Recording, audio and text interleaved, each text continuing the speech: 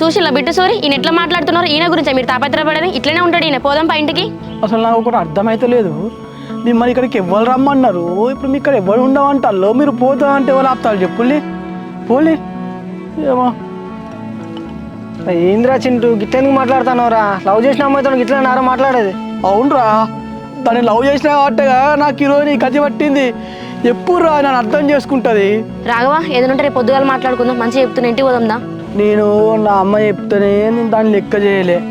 ఇక నువ్వు పెద్ద పీకుదానం అని చెప్పేసి నువ్వు వచ్చి చెప్పుడుతోటే నీ వెనక కుక్కలా తోగుకుంటారా కన్నాడు.